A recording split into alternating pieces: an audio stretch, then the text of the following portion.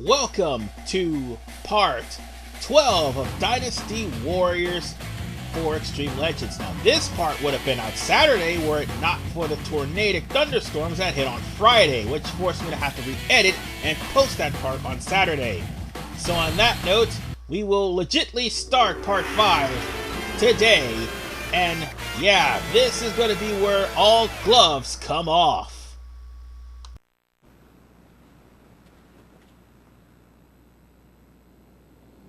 Finally, I will meet Liu Bei in battle. He has good eyes, that one.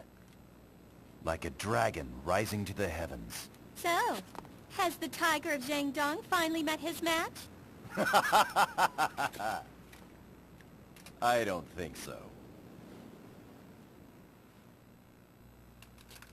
Let's go! For the glory of the Sun family!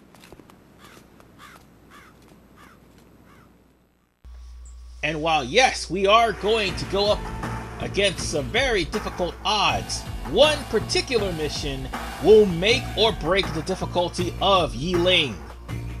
And why is that mission going to make or break the difficulty of Yi Ling? Real simple, because what we do here will determine, well, the mission we're going to take on, which is the race for non-territory. As we see the story going on that despite Sun Jian's efforts of trying to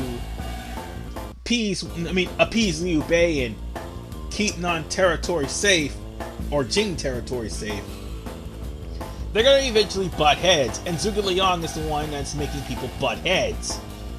Well, making both sides butt heads eventually by pushing the Nanmans to do all sorts of attacks. Those two battles, the race for non-territory and the Nanman campaign, all are the determining factor of whether or not Yi Ling is going to be hard. Because guess what?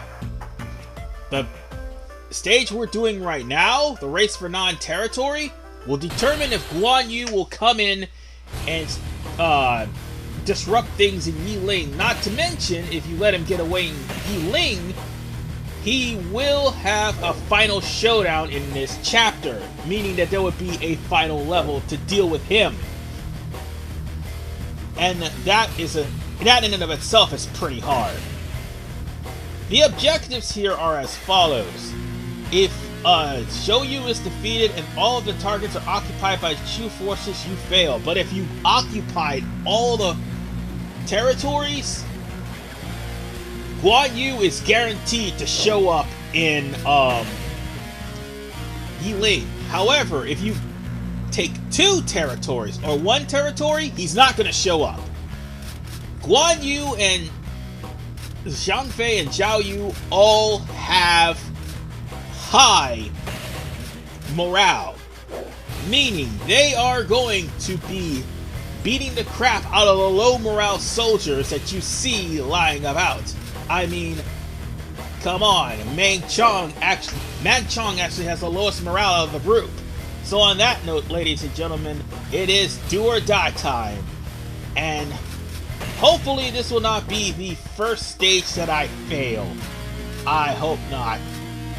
But more than likely that would be the Nanmans, and I'm going to give you a fair warning. The Nanman in the next part is really going to be hard. I'm going to have to practice or get strong or get good, whichever one comes first, because the Nanmans will kick my ass.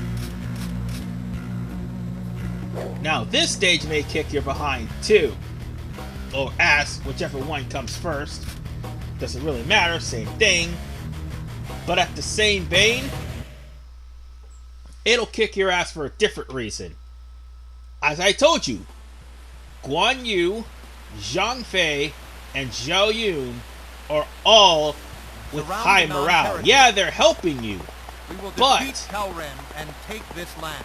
The problem is, they're only there to take the territories for themselves, and if they take all 3, you fail the mission. So, you're practically trying to prevent them from taking all the territories. And by the way, this is kind of a race against time. And time is something you don't have. Because once Guan Yu and Zhang Fei go after the non-territories, they will be extremely powerful, especially Guan Yu. Dear God, Guan Yu will be powerful. But there is a good side to this. The good side is, this is the only stage, unless you happen to have the red hair harness, that you can actually steal the red hair in this act. So, well, I wouldn't say this is the only stage. The other stage, Yi Ling, is another stage, but at the same time,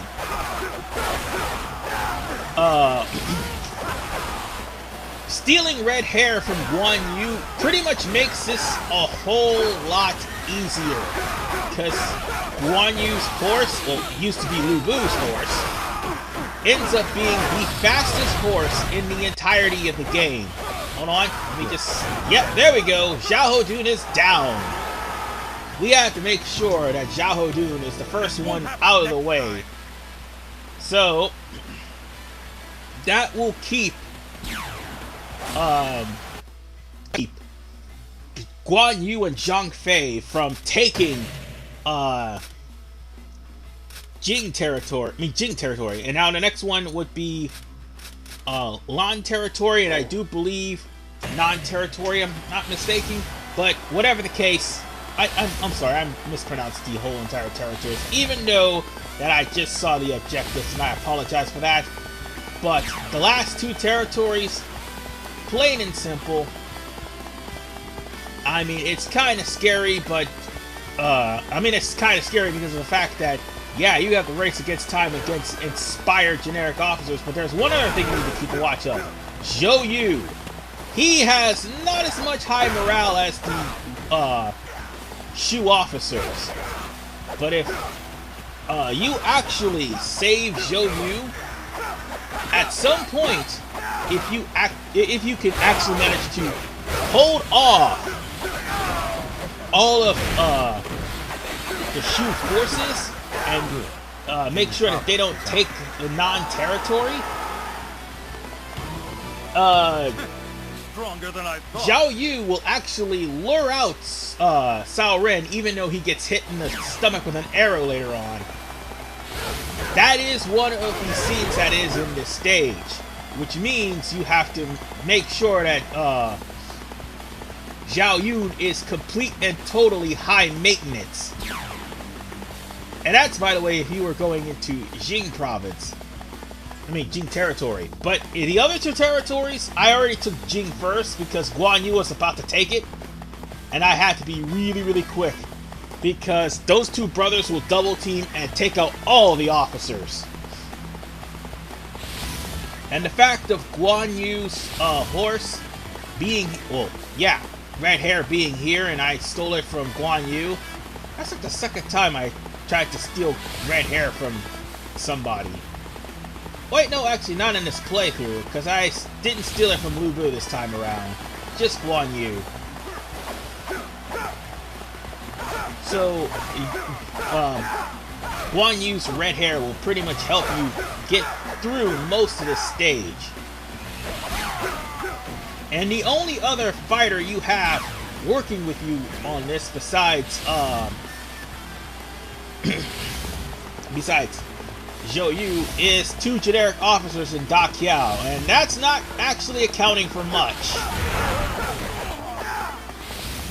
So there is the fact that eventually you may end up in a duel with Xu Huang.